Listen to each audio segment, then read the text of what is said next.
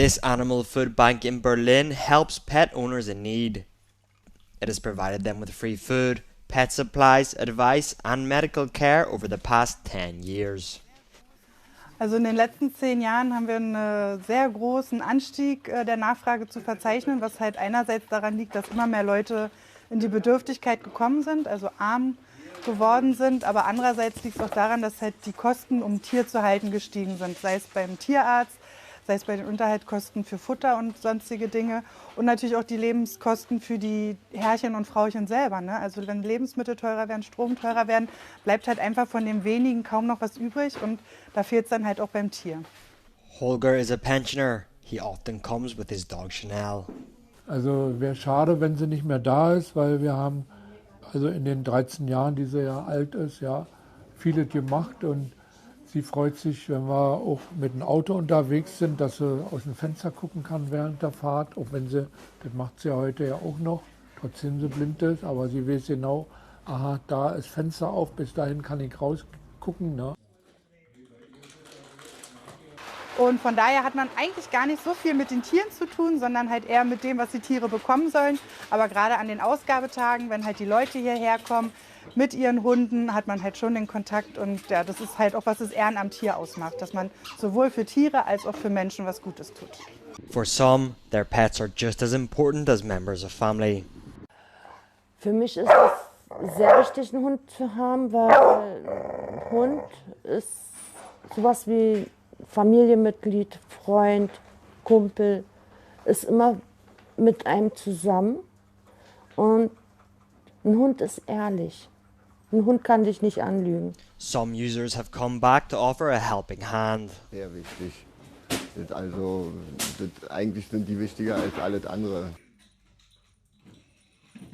Ich habe einen Staplerschein gemacht und habe auch das Glück gehabt, dass ich jetzt Arbeit gefunden habe und bin halt die Tiertafel auch dankbar. Deswegen komme ich auch Wochenende hierher, helfe dann auch mal mit.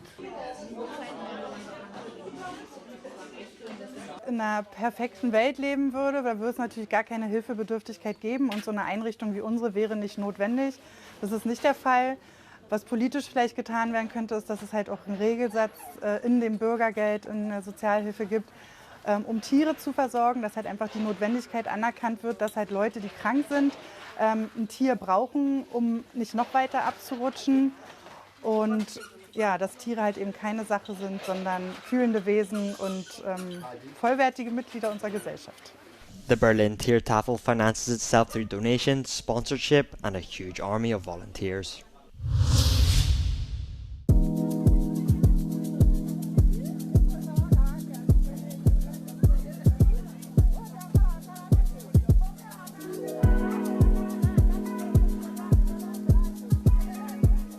You never really set out to be the first in anything, and we certainly weren't aware that it would be the first Nigerian film in selection. I think there's been Nigerian film to Cannes before, but obviously not in selection. So the experience was pretty overwhelming, but like in the best way. I think it's incredible to show work in a place that's full of cinephiles, people who sort of love the craft, and a place that has like such massive prestige.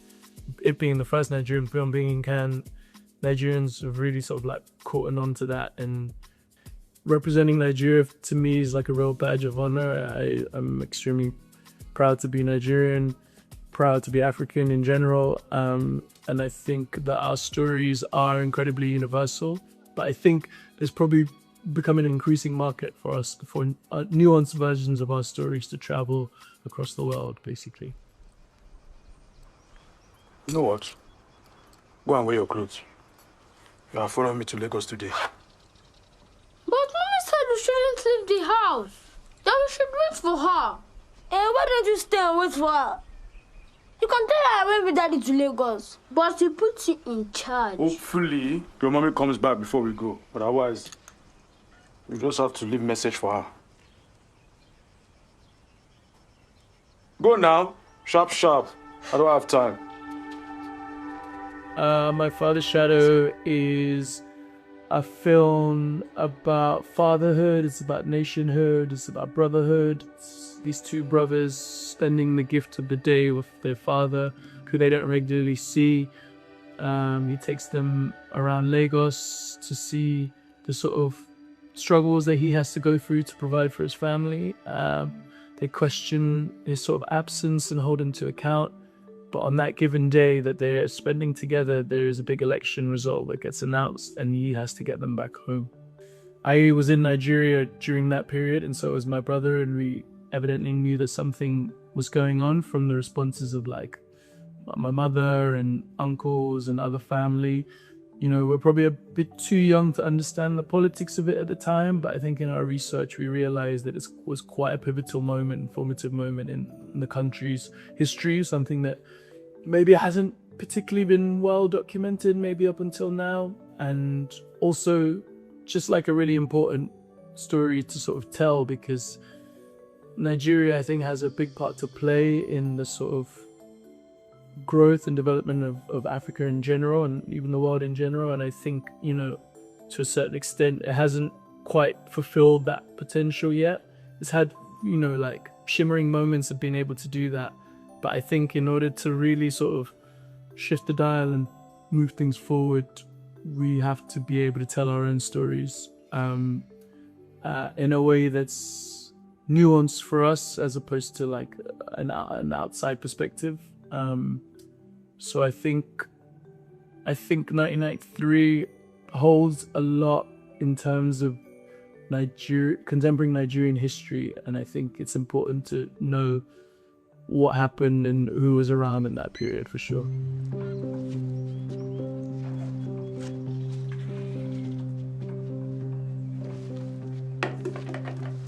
Why are you taking that?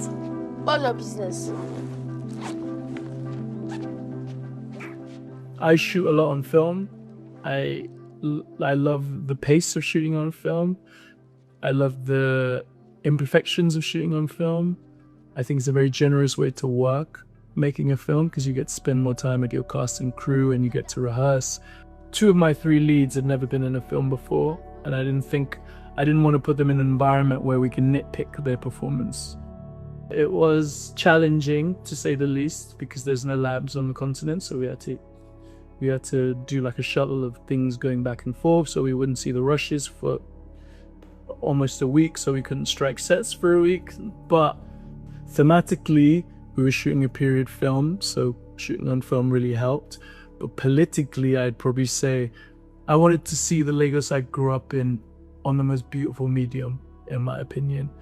And I don't think I had been exposed to a lot of that in my youth. So in as much as possible, when I shoot in Nigeria, I want to shoot on film, because I think Nigeria and Lagos is incredibly cinematic and it deserves to be on celluloid.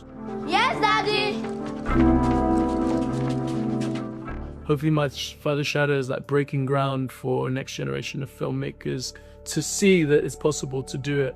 You know, obviously, like, I come with a certain level of privilege. I was born in the UK. My film's financed in the UK predominantly, but obviously co-produced by a Nigerian production company, Nigerian talent, Nigerian crew. So there's a lot of collaboration in there. But obviously, you know, I have to also say that it comes with a certain level of privilege. You know, having Mubi, Element, Match Factory, Fremantle, BBC, BFI, all involved. You know, that might not be the case for every filmmaker, but I think, you know, I want to acknowledge that and say that there is a way to sort of get to this point, but obviously it takes a lot of collaboration, a lot of forward thinking, and a lot of groundwork. I think Nollywood is like incredibly rich. It's got a beautiful tapestry in terms of storytelling, in terms of creative, in terms of technical prowess, crews and actors. And it's something I wear even more as a badge of honor in terms of representing, because I think it's also a young, fledgling industry. Maybe now there's a commercial necessity in Nollywood, but hopefully films like mine start to branch out to create more space for art house sort of narratives, more dramas, more nuanced dramas, and evidently the audiences are quite interested in that.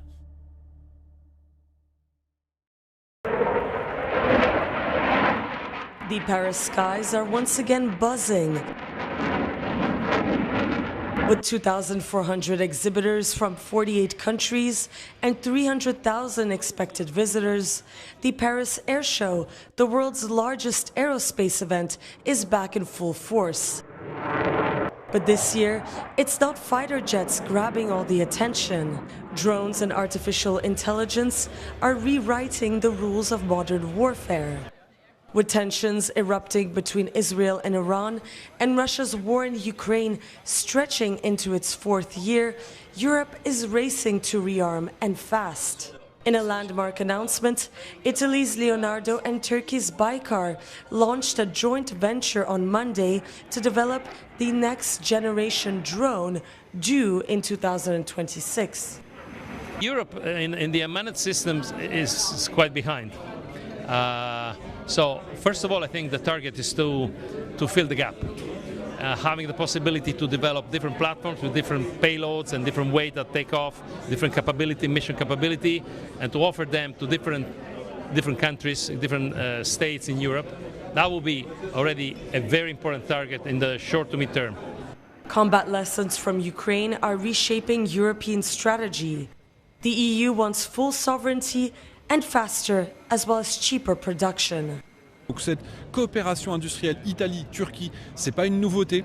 Et le fait de pouvoir produire en Europe 100% souverain des drones qui sont issus de l'expérience turque avec l'industrialisation et la qualité italienne, évidemment c'est une bonne chose pour l'Europe de la défense. With drones reshaping modern warfare, Europe is racing not to be left behind.